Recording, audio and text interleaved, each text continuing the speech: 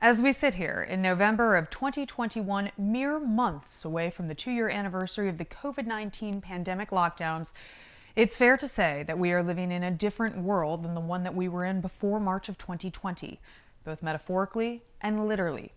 But one thing that has not changed is the need for sound medical minds with wise insight along with hope for the future. That is exactly what Dr. Edward Halperin is.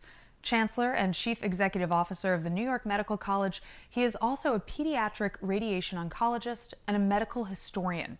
I had the opportunity to sit down with Dr. Halperin recently for a captivating discussion about everything from the impact that the pandemic has had on society and medicine to the future of medicine as we know it. I thought it best to present our conversation in podcast form, uninterrupted and without edits. A man with this much wisdom does not require an overzealous editor. I hope that you enjoy listening to my conversation with Dr. Halperin as much as I enjoyed having it. All right, Dr. Halperin, thank you for your time. I really appreciate it. And we're going to talk a little bit about New York Medical College. It was founded in 1860 and is really distinguished as being far ahead of its time in terms of letting in students of color and women. This was very progressive at the time. So how does the school carry on such a tremendous legacy today? Well, the problem for any higher education institution is to adapt to the times and be true to its essential values. And in our case, it comes from the founder, William Cullen Bryant, which is the same Bryant as Bryant Park behind the 42nd Street Library. And he was a lawyer and a poet and a newspaper editor, and he thought medicine was nuts. He didn't understand the point of leeches and bleeding and purging and vomiting. He thought that fresh air, sunshine, and exercise made sense.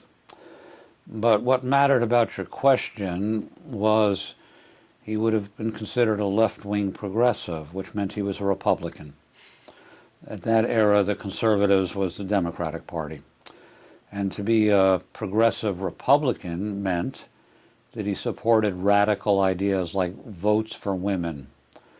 Not only free the slaves, but give all the slaves the vote. Let workers form trade unions and collectively bargain with management. And temperance, prohibition. And if that sounds like that doesn't all hang together, it's because to William Cullen Bryant, he was worried about what he considered the oppression of the working class. And he thought the oppression of the working class was sexism, racism, and alcoholism. And so he had a three-pronged approach. Well, four-pronged: sexism, racism, alcoholism, and abuses of capitalism. So temperance, votes for women, freedom for the slaves, and let the workers form trade unions and collectively bargain with management. Those were four big issues for him. So when he starts a medical college, these political views get wrapped up in the college. The college starts admitting women for MDs within 2 years of opening. First MD in Canada who was a woman was rejected by the University of Toronto, and the dean said, "We don't take women, and I hope we never will." So she went to New York Medical College, about 1867. 1870, the first black female MD in New York graduates from New York Medical College. 1921, first mainstream medical school to have a Jewish dean. 1929, first mainstream medical school, majority medical school to have scholarships for black women and black men. 1933, second black woman to ever be invited to join the American College of Surgeons, graduates from New York Medical College. First mainstream majority medical school to have a black dean. 1967, he was a she. My predecessor in 1971 was a woman. We were probably among the first universities in the United States that wasn't a historically women's college to have the college led by a woman. Which brings me to your question, which is, so what about today? In the last couple of years, the medical school with the highest percentage of underrepresented minorities in any medical school in the United States that is not a historically black medical school is us. Also in the PhD program. Also, a very high percentage of minority students in the dental school. And I would say the politically interesting question right now is, why is that? Everyone's talking about this issue. Why is it? Because some people realize we're not Johnny-come-lately to this issue. It's part of the institutional culture for 161 years. Part of it's because of where our teaching hospitals are. You're not going to be mostly dodging BMWs and Mercedes in the parking lots of our teaching hospitals. Our students learn, for the most part, in public hospitals and in VA hospitals.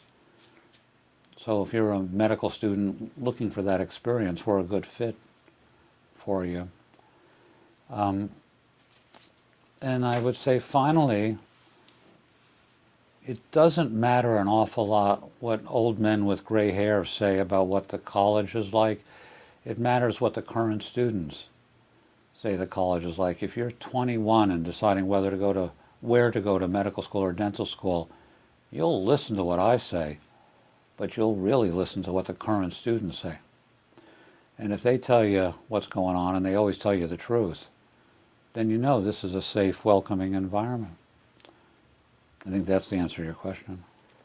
It sure is. Thank you. I read a op-ed by you that really talked about what was going on with immigration, and you started off by writing all about what was happening. I believe it was around 2019, and it felt like you were talking about 2019, but you weren't. You were referencing years past, and you talk about medicine not necessarily being linear, but almost cyclical, and we're seeing a repeat of different things. So as a medical historian, what do you see as the biggest and most pressing issues to the medical establishment today? Poverty is a carcinogen. Poverty is a diabetes-causing agent.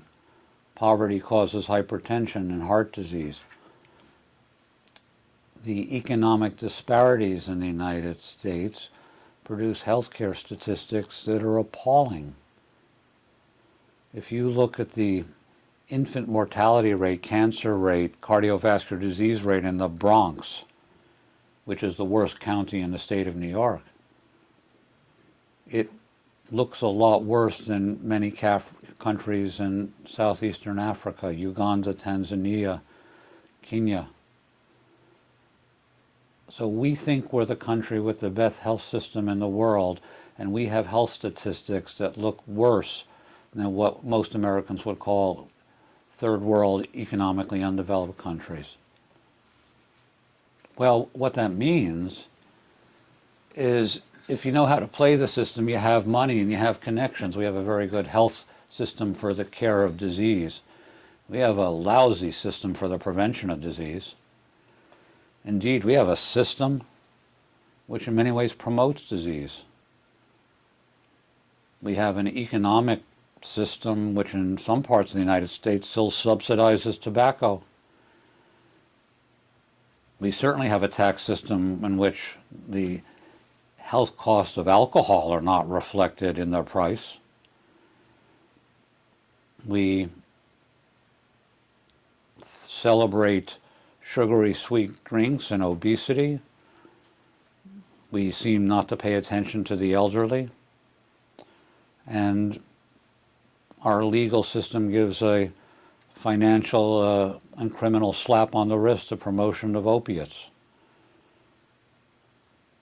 Now, I just gave you an answer which I would suspect many of your listeners would say, wait a minute, that's not what they told me. Why isn't he listing the most pressing problem is infectious disease, heart disease? He's supposed to list like the 10 most common causes of death.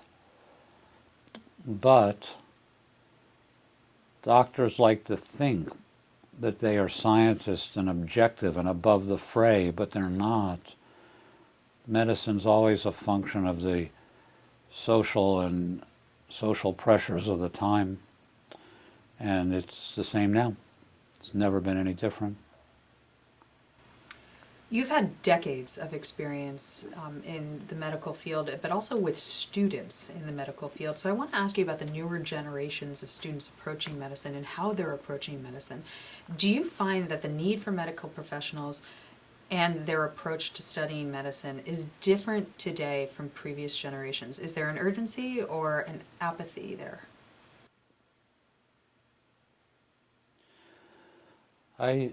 I'm going to give you an answer which is also not the standard answer. The standard answer is supposed to say, Generation X, the world has changed, and it's not like when men were men and giants walked the wards and we were happy to stay up all hours of the day and night. And now I'm supposed to decry how things have gone to hell in a handbasket. And I don't think they have at all. I think the altruism and intellectual power of entering health profession students is better than it ever was. And it's not really what I think. That's what the data shows. In the United States, from year to year, during the first year of the pandemic, the number of applicants to MD programs rose by 19% in 1 year in the United States. At New York Medical College, it rose by 24% in 1 year. The average medical college admission test jumped by a standard deviation in 1 year. The students have higher academic qualifications and are just as altruistic as they ever were. So what's the problem, doctor? The problem is that in many ways the system wrings altruism out of people. And that's the grand problem for education. Right? If your listeners of your show want to wonder what they can do about that problem, ask themselves, is the hospital I get my medical care a teaching hospital? And if it's not, why not? Did we have a plebiscite here in Westchester, and did we all vote that the medical students should be educated at the hospitals that disproportionately take care of the poor and the black and the marginalized, but that rich white people, when they go for elective surgery, don't have to, quote, be bothered by medical students? We didn't have a vote, but that's actually what happens in most hospitals in this county. You don't run into any medical students. And that's because people have some kind of attitude that it's not my problem to educate medical students. Somebody else will do it. And then when they're fully formed and ripe, then they can come talk to me. But it's all our responsibility. And I would also point out that you're a lot safer being taken care of in a teaching hospital. That's also not my opinion, that's the data.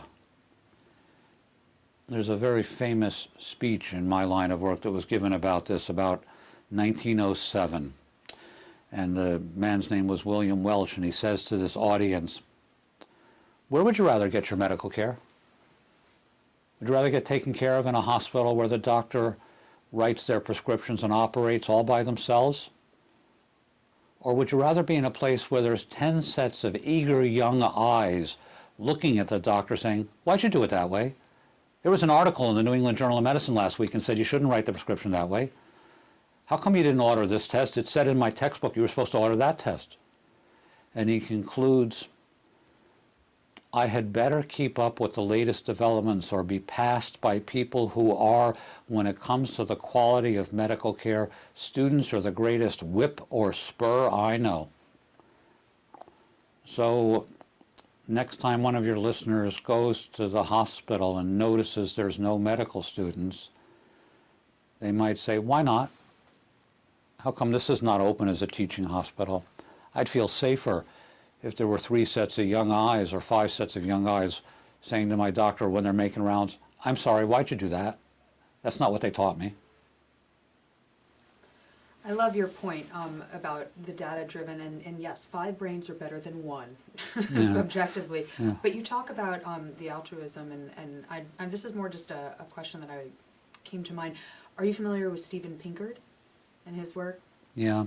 So he says today, and he gets in a ton of trouble for it, he says it's better to live now than any other time on earth. And people are like, what are you talking about? The world's gone to hell in a handbasket. You're racist. He's like, I'm not racist. I'm looking at data. How dare you say such things? And I think when it comes to the data and hearing about the altruism of the students, it's really refreshing, and we need a reminder of those things from time to time. When I was in college, they decide to come bring in the outside speaker, and the speaker is Isaac Asimov.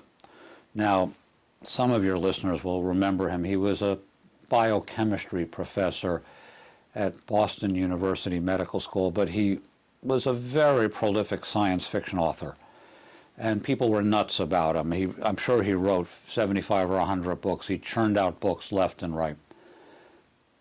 I had no interest in science fiction. I never read any of his books, but I decided to go hear him.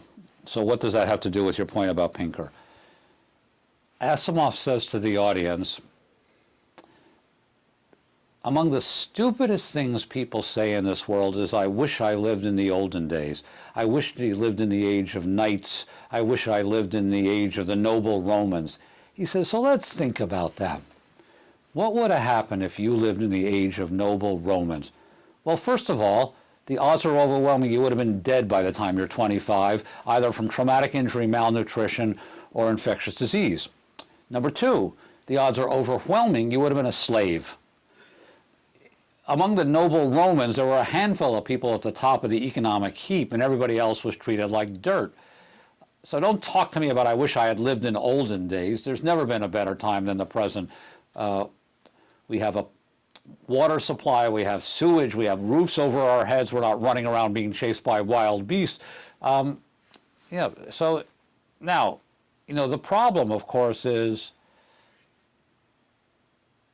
there's every time America goes nuts every 4 years, we have the politicians who announce, we don't want to talk about what's wrong with America, we want to talk about what's right with America. And we have the people who say, we could be doing better, it's good, but we could be doing better. Well, it's the best of human history, but it's still not good enough, is my point, because everybody doesn't have a seat at the table.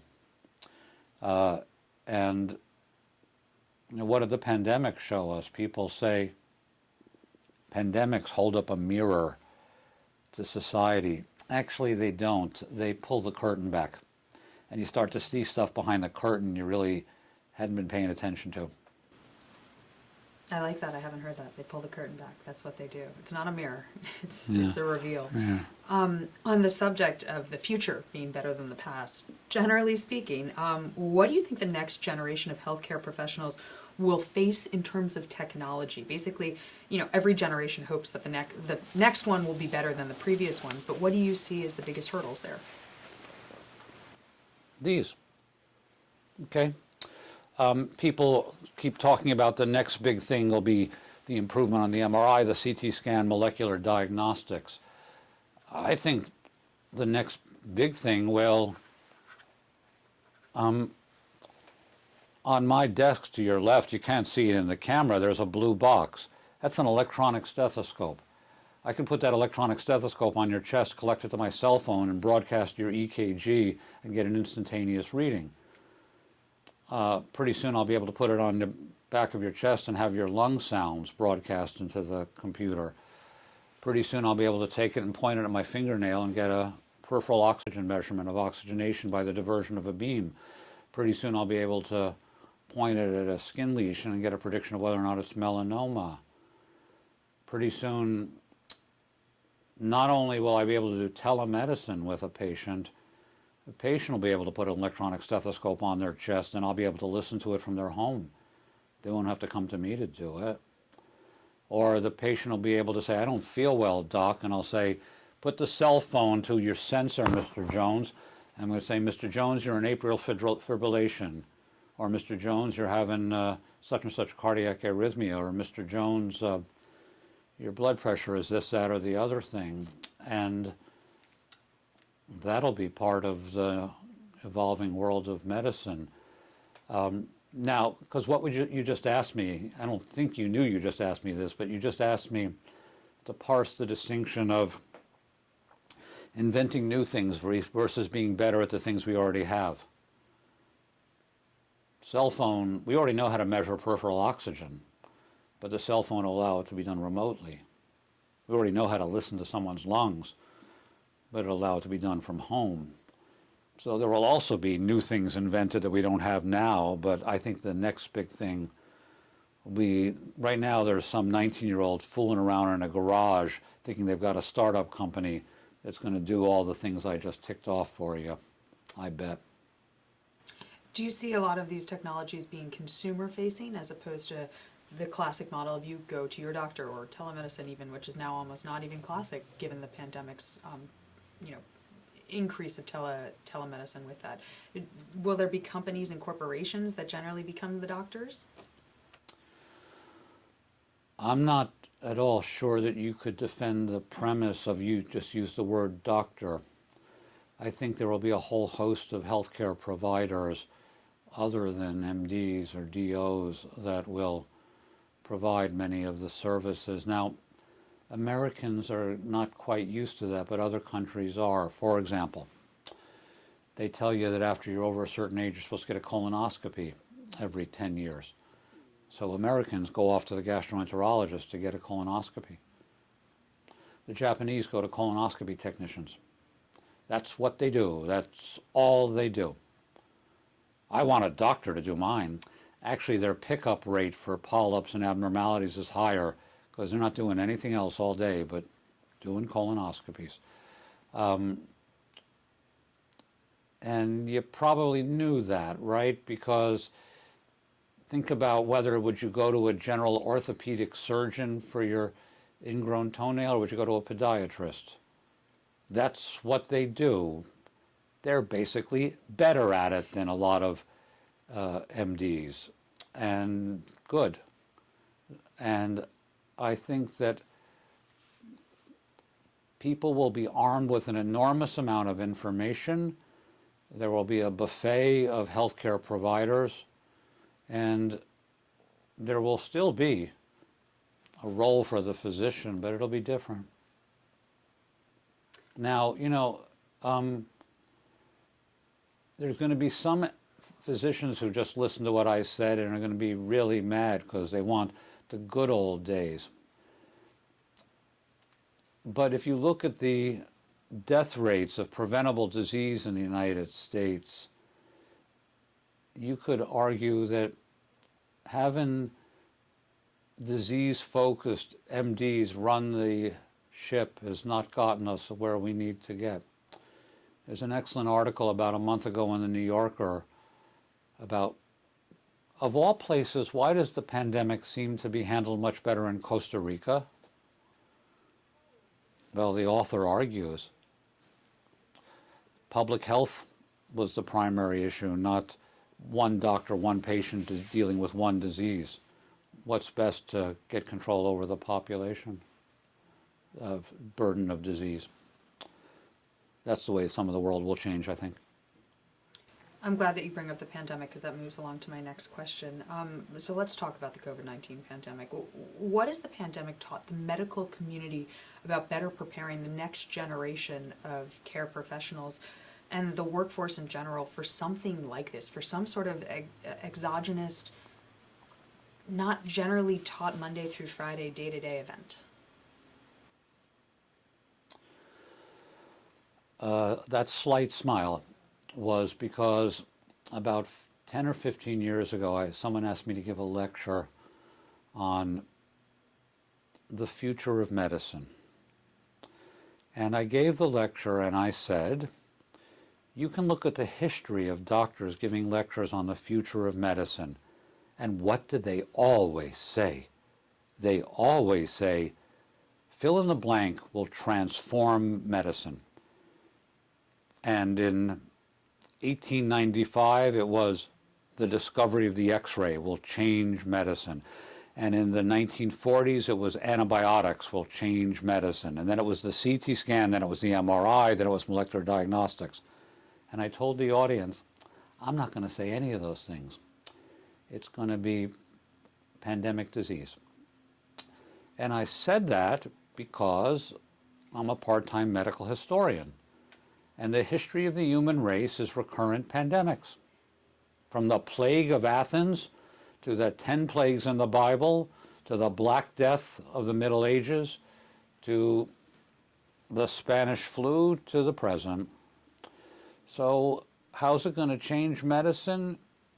Medicine has been adapting to waves of infectious disease for 5,000 recorded years of medical history. And we are better at it than we have ever been.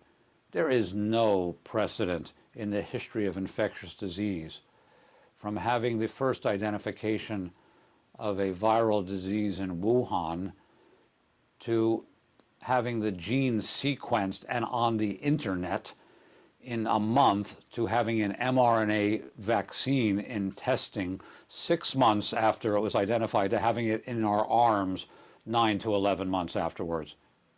That is unprecedented in human history. And now that the technology has been developed, we're going to get better and better at it. That's the good news. And what's the bad news about the pandemic? Bad news is there's no vaccine for selfishness. There's a vaccine for viruses, but I can do whatever the blank I want. I don't have to wear a mask. I don't have to worry about social distancing. Well, we're all in it together, and you can't act like a lone wolf. And this is not some John Wayne movie. The virus doesn't care who you are or how you voted or what you think your individual rights are. It's more than happy to infect anybody. And we figured that out with keeping our children from getting sick from measles and mumps and rubella and pertussis, and I don't know why we can't figure it out for this RNA encapsulated virus. But I wasn't surprised, because if you'd figure out what percentage of Americans are compliant with pap smears, colonoscopies, blood pressure screening, or anything else, we're stinko at all of them. And we're proving that we're lousy at it again with getting vaccinated for this one. Do you think that goes to our kind of shared experience as Americans and the intrinsic nature of almost a rebellious individual, that American independent spirit, that you have more of this, I don't know if you want to call it contrarian, but I don't trust the establishment. I don't know, let's wait and see. Do you think that's unique to us as a culture? You're a historian and you've looked at many other cultures that not just with this particular pandemic, but how they behave around medicine in general.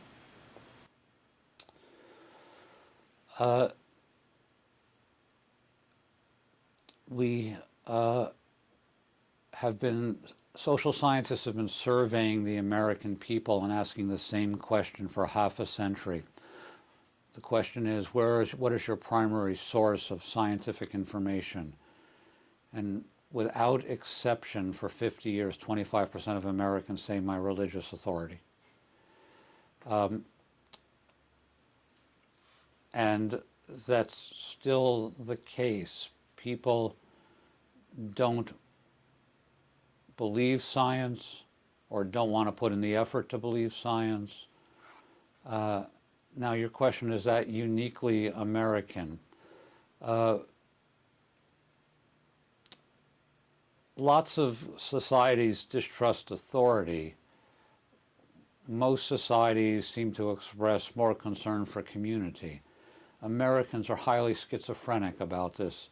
Alexis de Tocqueville writes about this in Democracy in America in the early part of the 19th century. De Tocqueville comes to America, wanders around, and then he goes home to France and tries to explain to Europeans this new thing called democracy.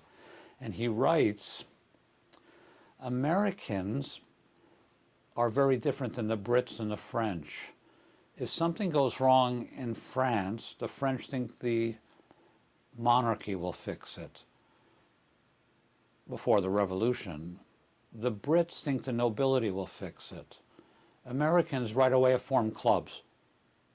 Americans form associations. They think everything can be solved by an association. No matter what it is, they form an organization. They're going to fix it themselves. And are we intrinsically suspicious? I guess some of us are, and we've been paying the price for it. I mean, 700,000 Americans are dead. What don't people get? It is a preventable disease in many ways. What are they missing? Why do they want to give people veterinary deworming medication? It doesn't work. It doesn't matter what you read on the internet. The internet is not a peer-reviewed journal. It's an unregulated bulletin board left in the hallway that anybody can take a thumbtack and stick something up on it.